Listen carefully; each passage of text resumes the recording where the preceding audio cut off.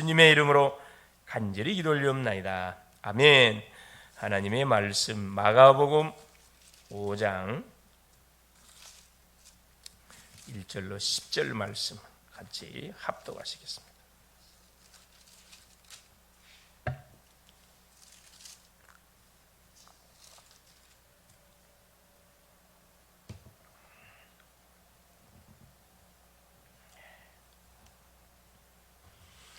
예수께서 바다 건너편 거라사인의 지방에 이르러 배에서 나오심에 곧 더러운 귀신 들린 사람이 무덤 사이에서 나와 예수를 만나니라.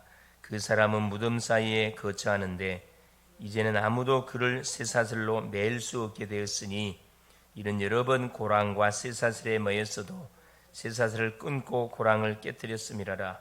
그리하여 아무도 그를 제어할 힘이 없는지라. 밤낮 무덤 사이에서나 산에서나 늘 소리를 지르며 돌로 자기의 몸을 해치고 있었더라. 그가 멀리서 예수를 보고 달려와 절하며 큰 소리로 부르짖어 이르되 지극히 높으신 하나님의 아들 예수여, 나와 당신이 무슨 상관이 있나이까? 원하건대 하나님 앞에 맹세하고 나를 괴롭히지 마옵소서 하니, 이는 예수께서 이미 그에게 이르시기를 더러운 귀신아 그 사람에게서 나오라 하셨음이라. 이에 물으시되 네 이름이 무엇이냐 이르시되 내 이름은 군대니 우리가 많음이다 하고 자기를 그 지방에서 내보내지 마시기를 간구하더니. 아멘. 8월 25일 오늘 월요일 말씀의 제목이 우상 숭배에 빠진 자를 건져내자, 이런 제목의 말씀이 되겠습니다. 우상 숭배에 빠진 자를 건져내자. 하나님의 가장 기뻐하는 그 일 중에 하나가 뭐냐면 우상 숭배를 척결하는 겁니다. 그러니까 개인마다, 가정마다, 나라마다 우상들이 엄청 많이 있죠. 사실은 우리나라도 굉장히 같은 우상, 우리나라 25,000 사찰이 있을 만큼 영적으로 심각한 나라입니다. 그렇죠? 또 무속인들, 문화관광부에 보고된 무슨 100만 이상이 넘고 100만만 되겠습니까? 거의 보고된 거에 고박이 몇 배를 해야 그게 사실 맞는 거죠. 또 가정마다 또 제사 문화, 그렇죠? 점술, 무속, 이 우상 문화가 가득, 흑암 문화가 가득 차져서 우리 인생이 이렇게 사실은 흘러가고 있습니다. 그러니 하나님의 형상대로 창조받았던 우리 인생이 제대로 하나님이 우리에게 주셨던 생육 번성의 축복, 정복자의 축복을 누려가야 되는데 오히려 정복당하는 삶을 살아가고 있는 것이 현실입니다. 그래서 그리스도께서 가르쳐 주신 것 외에는 다 뭐다? 우상이다. 이렇게 우리가 생각을 하면 되겠습니다. 이 사실을 알아야 기도 응답을 받을 수가 있습니다. 왜 구원받은 주의 백성들이 기도하면 응답을 받게 되어 있는 응답 못 받는가? 그래서 이 각인 뿌리치지. 그렇죠. 우리가 태어나자마자 눈으로 보고 귀로 듣고 학습된 모든 부분이 우리 각인되어 있는데, 어떤 문화가 각인되어 있냐? 말 그대로 하나님을 대적하는 문화, 우상 문화, 점술 문화, 무속 문화, 모든 제사 문화, 이것이 우리의 그 영혼에서 조용히 각인되어 있습니다. 이게 조용히 우리 인생을 실패시켜가는 뭐가 되는 거냐 하면은 바로 이 문제가 되는 거죠. 그래서 우리의 모든 뭘 우리가 조사해 볼 필요가 있다. 가문을 우리 연구를 해볼 필요가 있습니다. 이게 전도의 시작이죠. 그래서 신앙생활을 하면서 마음의 우상과, 그렇죠, 골로새 3장 5절에 그래, 탐심이 우상 숭배라 그랬거든요. 무조건 이런 우상에 가서 절하고 제사 지내고 그것만 우상이 아니고 내 마음속에 하나님보다 더 중요하게 여기고 있는 것이라면 이미 우상에 내가 잡혀 있는 겁니다. 그래서 우상의 망대를 버리지 않으면 참된 응답을 우리가 받을 수가 없습니다. 그렇죠? 고린도후서 10장 4절 5절에 이 모든 하나님 아는 것을 대적하는 이론들, 사상들, 이 사상이 무섭거든요. 이 문화들. 그래서 우리가 뭘 누려야 되느냐, 그렇죠? 3원을 777을 누리면 우상 숭배가 조용히 뭐가 된다? 무너집니다. 눈에 보이지 않지만 영적 흐름이 조용히 바뀌어져 간다 이 말씀입니다. 이 축복을 누리려면 먼저 말씀 성취, 하나님의 말씀은 분명히 살아있고 분명히 성취가 된다. 하나님 주신 말씀은 분명히 성취가 됩니다. 이걸 정확하게 우리가 붙잡는 게 너무 중요하고요. 또 기도응답, 하나님 주신 말씀을 붙들고 기도하면 틀림없이 기도응답이 말씀 성취가 기도응답이거든요. 다른 것은 다 지나가는 거지만은 하나님의 말씀이 그대로 성취되는 것은 영원합니다. 사실 여기에 우리가 생을 걸어야 되지 없어지지 않을 것에 생을 걸 이유가 하나도 없어요. 그렇죠? 그래서 사도 바울은 이걸 일찍 깨닫고 사도행전 13장 1절 12절 성령 인도, 성령 역사, 성령 충만, 어떻게 전도자의 삶을 살아가야 할 것인지, 신앙생활을 해야 가야 할 것인지 바울은 제대로 알았습니다. 그래서 뭐하지 않는 이상, 그렇죠, 하나님이 정확하게 성령 인도를 하지 않는 이상, 사인을 주지 않는 이상 움직이질 않았어요. 이게 바울의 특징입니다. 그렇게 성격이 급했던 이 바울도 인도받는 것은 철저했거든요. 철저했습니다. 그래서 금식하면서 기도했다는 거예요. 그렇죠? 또 전도의 본질인 전도의 흐름들을 정확하게 이렇게 따라가는 것이 너무나 중요합니다. 세 가지는 신앙생활의 가장 기본이면서 다예요. 사실 말씀 성취, 기도 응답, 전도 역사. 이게 우리의 삶 속에 지금 되고 있냐?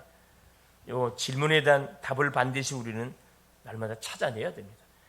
이것을 우리가 먼저 누리고 만나는 성도들과 제자들에게 반드시 전달해 줘야 됩니다. 내가 응답을 받아야 전달할 거 아니에요. 내가 응답을 받지 못하면서 말한다. 그건 거짓말하는 거잖아요. 사실 흉내내는 거지요. 흉내내 가지고는 사람이 변화되지가 않습니다. 그렇죠? 자, 첫 번째입니다. 우상 숭배에 빠진 자들을 그러기 위해서는 건져내야 된다. 마가복음 5장 1절 10절을 읽었습니다. 그 내용의 본문이 우리 주님이 어디 지역을 가지요? 거라사 광인, 예수께서 바다 건너편 거라사인의 지방에 이르러, 지방 이름입니다. 배에서 나오시며 곧 더러운 귀신 들린 사람이 무덤 사이에 나와 예수를 만나니라. 무덤 사이에 거처한 귀신 들려가지고 집에서 뛰쳐나와서 그 무덤에서 지금 비참한 삶을 살아가고 있는 인생입니다. 이런 인생들 많거든요. 아무도 그를 쇠사슬로 맬 수 없게, 어느 정도 이렇게 완전히 군대 귀신이 들려 있어갖고 아무도 뭐 할 수, 제어할 수가 없어요. 얼마나 큰 악령이 이 심령을 묶고 있는지. 여러 번 꼬랑과 여러 번 고랑, 쇠고랑을 말합니다. 쇠사슬에 매였어도 쇠사슬 얼마나 힘이 세든 쇠사슬을 끊어버리고 고랑을 깨뜨렸음이라. 그리하여 아무도 그를 제할 힘이 없는지라. 밤낮 무덤 사이에서 소리를 지르면서 늘 소리 지르고 돌로 자기 몸을 자해하고 있던 인생. 예수께서 탁 지나가는 것을 보고 달려와서 뭐하죠? 나를 괴롭히지 말라고. 예수께서 뭐냐면 네가 누구냐? 군대래. 자기 밝혔거든. 나는 군대다. 뒤에 쭉 나오지만은 2,000마리 군대 귀신으로 소개되어 있습니다. 한 사람에게 악신이 뭐 치고 들어가면요, 어떤 일이 벌어지냐? 계속 제사 지내고 점집 가고 계속 절간 가서 넙죽넙죽 절하고 군대 귀신이 계속 달라붙는다 그랬어요. 계속 쌓이면 2,000마리면 달라붙습니까? 원효상으로는 8,000마리. 8,000마리면 달라붙겠으면 계속 우상 숭배하면 아예 그냥 집을 지어버려. 집을 진단 말은 결국 뭐냐? 이제 신의 제자가 되도록 만든다 이 말입니다.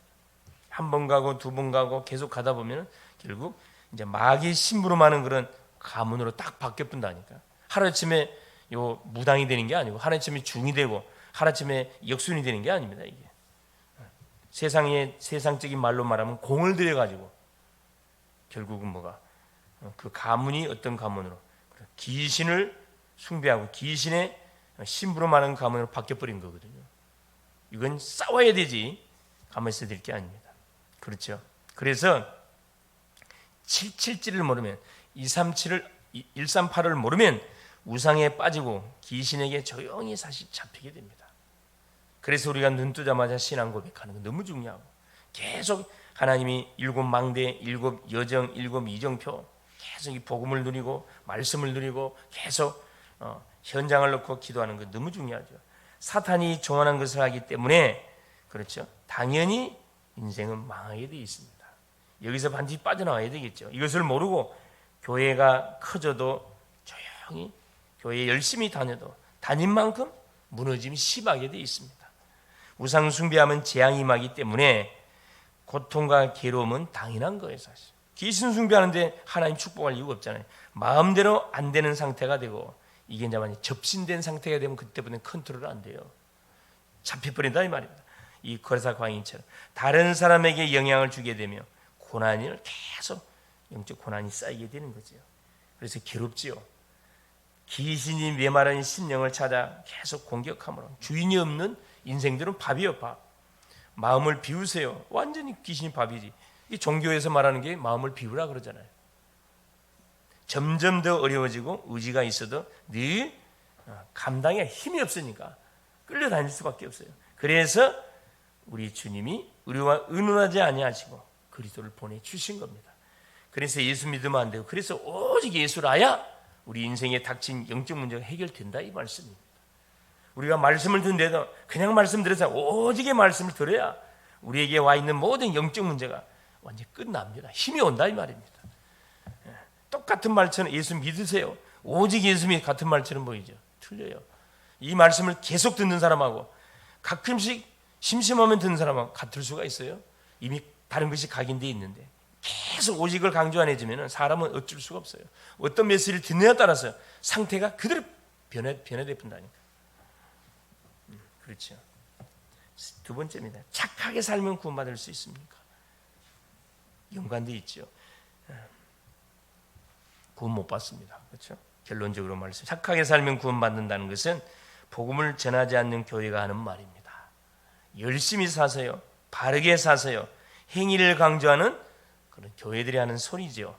당연히 행위는 따라오는 응답이지 행위를 강조하면 안 돼요, 사실은. 그렇죠. 복음을 강조해야 되지.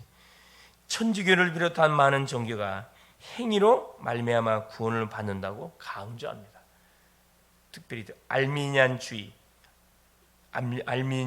영향을 받는 감리교 이런 흐름들 무시 못하거든요. 그렇죠? 봉사, 공로, 헌금, 착하게 사는 거, 면접에 속죄표를 파는 거, 사는 거, 진실하게 사는 거, 율법대로 사는 거 얼마나 좋은 말들입니까? 그러나 이걸 우리 행할 수가 없어요. 우리 율법을 지킬 수도 없고 지킨다 한들 구원 받을 수가 없어요. 하나님이 우리에게 율법을 주시는 지키라고 준 게 아닙니다. 그렇죠? 우리가 죄인이라는 사실, 법대로 우리 인생을 살 수가 없구나. 이대로 가면 반드시 우리는 제2삭슨 사망이라 죽을 수밖에 없고 이걸 깨닫도록 율법을 준 거지 지키라 준 게 아니에요. 그래서 우리 주님이 오신 목적 마태복음 5장 17절 18절에 내가 율법을 폐하러 온 것이 아니고 율법을 완성하기 위해서 왔다 말씀하잖아요. 완성시켜버렸잖아요. 십자가상에서. 그 율법을 지키라고 하면 말이 안 되는 거죠. 행위를 강조한다 말이 안 되는 거죠. 그 행위를 강조하는 분명한 설교를 계속 들어보세요. 어떻게 되는지. 얼굴이 평안이 없어져요. 계속 정죄하는 인생이 되어버립니다. 하지만 고난은 계속 아마 끊이지 않고 찾아올 거예요. 물과 성령으로 거듭나지 않고는 우리 인생 구원받을 수 없어요. 물과 성령으로. 뭘로? 그렇죠. 복음과 말씀과 그렇죠. 성령의 역사. 그리스도 통하지 않고 구원받을 수 없고 운명도 바꿀 수가 없다. 또한 그들은 원죄와 자범죄, 우상숭배죄를 전혀 알지 못해요. 행위를 강조하는 사람들의 특징들이 뭐냐면 원죄의 심각성 이걸 놓치고 있다는 것을 우리가 확인할 수가 있습니다. 우상숭배의 심각성 이거 잘 몰라요. 그러니 행위를 강조하지. 그 결과 죽은 상태가 되어서 허물과 죄로 죽었다 그랬거든요. 우리 인생은 공중 권세 잡은 자를 따라 다니게 돼 있다. 에베소 2장 2절에 그렇죠. 공중의 권세 그 때를 세상 풍족을 쫓아 공중 권세 잡은 자를 따라서 지금 불순종의 아들들 가운데 역사는 귀신을 말합니다. 그렇죠. 그래서 계속 뭐가 될 수밖에 없어요. 그렇죠. 계속해서 나의 예기치 않는 문제와 재앙이 우리의 삶 속에 들이닥치게 되는 거죠. 원인 자체를 모르고 계속 나가다 보니까 딜레마에 빠져버리는 거예요. 하나님 믿으면 된다 해놓고 하나님 믿으니 더 안 돼요. 더 망해버리네. 그러니까 뭐가요? 개종해버리는 거지. 개종한 게 아니지. 원래는 하나님을 안 믿었어요, 사실. 마당만 밟고 다닌 거지. 구원은 그리스도와 함께 하늘에 뭐가 되는 거야? 하늘에 함께 앉히는 겁니다. 내가 예수를 그리스도로 고백하는 순간에 과거, 현재, 미래 문제가 완전히 그날로부터 끝나는 것을 구원이라 그래요. 뭘 해서 구원받는 게 아니에요. 그 큰 은혜를 인하여 믿음으로 말미암아 구원을 얻었다. 이것이 너희에게서 난 것이고 아니요 하나님의 선물이라. 그렇죠? 아예 그리스도와 함께 하늘에 앉혀버리는 게 과거, 현재, 미래에 완전 끝을 내는 것이 구원이에요. 구원의 조건은 행위가 아닙니다. 하나님의 전적인 은혜고 하나님 주신 믿음도 하나님의 선물이라고 이게 에베소 2장 8절 9절에 말씀해 주고 계세요. 그래서 그리스도를 주로 신하게 되면은 우리가 뭐 하게 되느냐? 구원의 능력을 이때부터 체험하게 됩니다. 생명을 얻게 된다 이 말씀입니다. 사단의 권세에서 완전히 해방되고 여러 오는 세대 속에 증거하는 증인이 딱 된다 이 말씀입니다. 그래서 결론적으로 가장 큰 우리 우상은 누구냐? 바로 사람이다. 우리 자신이라 이 말이에요. 나의 것, 그렇죠. 나를 계속 강조해. 나의 것, 내가 잘 먹고 잘 살고 모든 건 내 중심이고 내 가족 중심, 내 교회, 내 나라 이게 망하는 생각이잖아요. 그리고 유대가 그래서 이스라엘 그래서 망한 거잖아요. 그리스도께서 십자가에서 고난 당하시고 만왕의 왕이 되셨다 이 말씀입니다. 그 이름을 온 세계에 전파하여 영적 코로나로 영적 질병들, 영적 재앙들을 막는 것이 누구의 사명? 교회의 사명이에요. 구원받은 주의 백성들의 사명입니다. 오늘 또한 이 축복을 감당하라고 하나님은 하루라는 시간을 우리에게 선물로 주셨습니다. 오늘 또 당당하게 우리 가는 직장, 학교 모든 사역 현장 속에 하나님은 어떤 사람들, 우상에 빠진 자들, 그리고 복음을 오해하고 있는 심령들, 그렇죠? 이번 주 강단 말씀처럼 38년 된 병자처럼 맹신에 빠져있는 인생들, 붉은 신비에 빠져있는, 기복에 빠져있는 인생들 답주는 오늘 될 수 있기를 그리스도 이름으로 축원을 드립니다. 살아계신 하나님 아버지 고맙습니다. 오늘도 우리의 주님께서 인생 모든 문제를 해결하시고 하나님 만나는 길을 여사 하나님의 자녀되는 축복을 허락하여 주심으로 새벽을 깨우는 파수꾼으로 우리를 세워주신 것을 감사드립니다. 사랑하는 주님, 아직까지도 우상 숭배에 빠져서 우상 숭배가 얼마나 심각한 재앙인지를 모르는 채 하나님 그 흐름 속에 묻혀서 가정의 평안을 위해서 전혀 하나님 결단 내리지 못하고 흐름 속에 따라가는 인생들 많습니다. 또 복음을 오해해서 착하게 살면, 바르게 살면은 구원받을 것으로 착각 속에 살아가는 인생들 많습니다. 이들에게 오늘도 답을 주는 오늘이 될 수 있도록 우리 모든 성도님들을 축복하여 주옵소서. 우리가 받은 복음은 완벽한 복음이고 어떤 인생 문제를 할지라도 절대 불가능을 절대의 가능으로 바꿀 수 있는 해답인 것을 확신합니다. 당당하게 가는 현장 속에 예수가 그리스도 되심을 고백하고 선포하고 말해줄 수 있도록 역사하여 주옵소서. 오늘도 우리 사랑하는 귀한 성도님들을 모든 가정 현장에 선교사로 파송합니다. 직장 선교사, 산업의 선교사, 지역의 선교사, 모든 선교사로 파송하니 우상을 척결하게 하시고 모든 닫힌 문을 열게 하시고 재앙을 막고 축복의 흐름을 오늘도 전달해 주는 빛의 망대 역할을 감당하게 하여 주옵소서. 그리스도 되신 예수님의 이름으로 간절히 기도 올리옵나이다. 아멘. 하늘에 계신 우리 아버지여, 이름이 거룩히 여김을 받으시오며 나라가 임하옵시며 뜻이 하늘에서 이룬 것 같이 땅에서도 이루어지이다. 오늘날 우리에게 일용할 양식을 주옵시고 우리가 우리에게 죄 지은 자를 사하여 준 것 같이 우리의 죄를 사하여 주옵시고 우리를 시험에 들게 하지 마옵시며 다만 악에서 구하옵소서. 대개 나라와 권세와 영광이 아버지께 영원히 있사옵나이다.